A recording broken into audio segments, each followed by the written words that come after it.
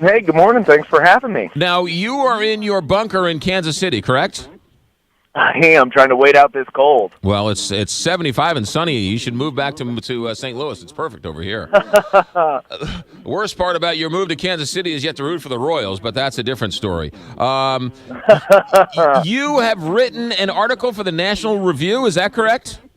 That is true. National Review, a well-respected conservative publication.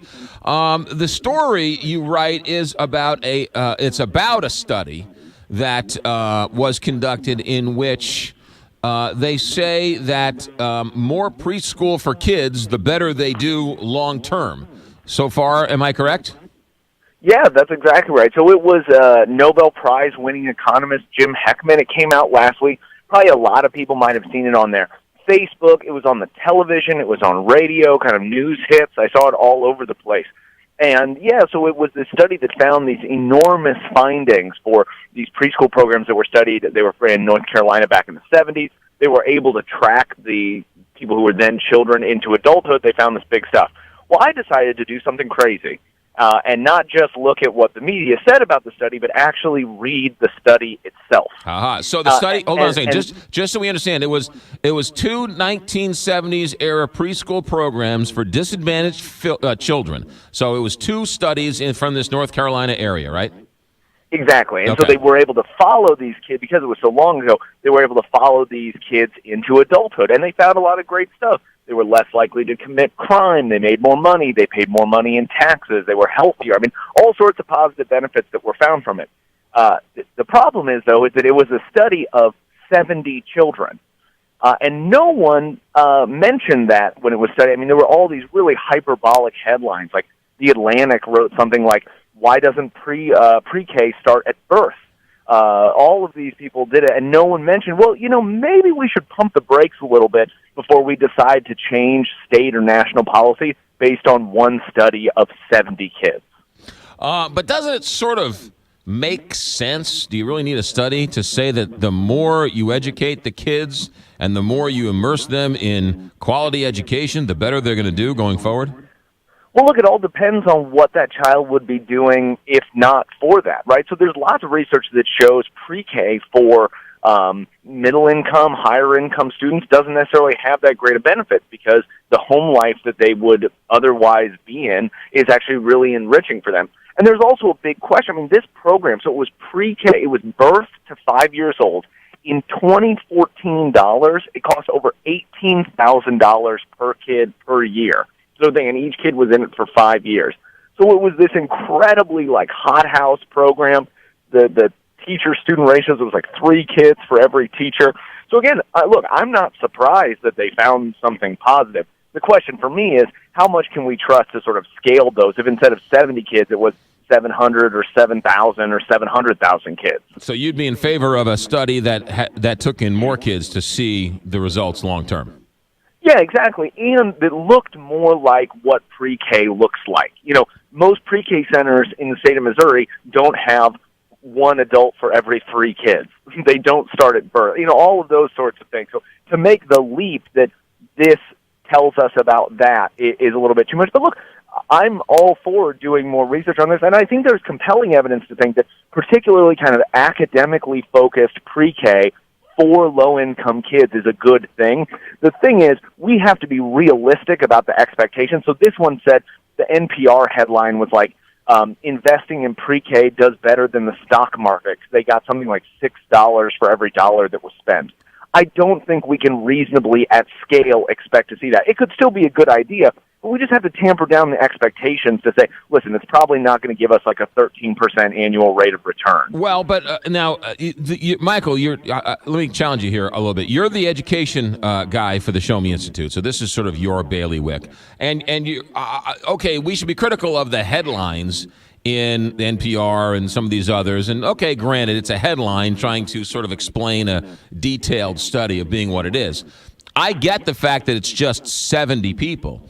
But if these kids, and we've all seen it, right, who don't have a mother, the father's long gone, the mother's working 3 jobs, they're living in, cockroach-infested homes, to be given food and clothing and shelter and caring and nurturing. And yeah, it takes $18,000 a year. On the short end, not surprisingly, they get this good foundation that they're better off 20, 30, 40 years down the road. So look, I think that that's possible. But the only thing is that this particular study studied a very intensive program. The question, so just in the state of Missouri alone, we have over 78,000 4-year-olds. So if we were to take this program to scale in Missouri, it would be, I think, north of $5 or $6 billion, which is more than what the state spends on K-12. So sure, I mean, there may be positive benefits from doing something like this, but we live in a world of finite resources. So we have to ask, if you suddenly get a pocket, of money that comes in, where is that money best spent? And I think, $18,000 a year pre-K from 0 to 5 is probably not the best marginal use of that dollar. No, but you're talking about every fourth grader, or are you talking about only the underprivileged kids who are fourth? No, I mean, obviously the underprivileged number would be smaller, but again, I mean, we're still talking about a huge, even if just, a fifth of that would still be north of $1 billion, $1.5 billion, which again, A, it's not there, but B, even if it was, we've got to ask, is it better to spend that at K-12? Is it better to spend it in pre-K? Is it better to spend it maybe somewhere else on health or some other things that are affecting these kids? So I just try and encourage people to kind of pump the brakes when they see this sort of stuff, put it in the broader context of what we're trying to do to help kids. But what's interesting, and yes, I agree, and I agree with everything you say, but let's play a little baseball cybermetrics. $18,000 a kid, 1 to 5, versus $25,000 for 30 years when they're in jail on the back end. What's cheaper? Oh, no, totally. Look, I don't disagree with you on these sorts of things, but I also say, I don't know how much confidence I have that the state of Missouri at scale for every low-income kid could do something as well as this hothouse study was. Right. You know what I mean? Yeah. So it's like chances are they would provide some sort of watered-down product. It would still be super expensive. I mean, Head Start, which we know the results aren't that great, I think still spends like $8,000 or $10,000 a kid. And, we barely see any results from that at all. Now, that's interesting. So because if it looks more like Head Start, then we got problems. Right. So why is Head Start, which is sort of sounds like in some ways a similar program, maybe not as thorough, Head Start, the numbers are nowhere near as beneficial as what this one study is? Well, but you hit the nail on the head, right? So it's not as thorough as this. They don't have like a 3-to-1 ratio. They don't have researchers working with them every day to cater, the proper thing, because you just can't do that at scale. Think about it. I mean, if we were to do that in Missouri, we would have to hire tens of thousands of teachers. We would have to start hundreds, if not thousands, of pre-K centers. And you got to just ask, so where would we get these teachers from? Where would we prepare them? So all of these questions of scale start to become really important when we think about, well, if we want to take this from 70 kids to 700 to 7,000 to 70,000. All very good questions, Michael McShane, and I could say something snide, but I won't. Not necessarily towards you, but it's you're either going to do it or you're not going to do it, right? And I think a Head Start's sort of a half in, half out, right? We don't have the money to do it fully, so we're going to do it half, which you're throwing good money after bad money. Sure. In a sense. Michael McShane, how's life living on the other side of the state? It's great. Like I said, it's cold, but Kansas City is a wonderful city. Are you from Kansas City originally? I am, born and raised. Oh, that's the problem. That's what I was. That's what I was smelling. That's what I was smelling from you all these years. All right, good. Michael McShane, Director of Education Policy at the Show Me Institute. Is there more online we can read about this? Yeah, totally. We've done tons of stuff about pre-K for years online, so you can check out showmeinstitute.org and just kind of search for pre-K, and we've done tons of stuff on it. Michael McShane, you're always welcome here. Thanks for checking in. Thanks for having me. You got it. 920 here, Big 550, KTRS. We have breaking news. You want to go to the KTRS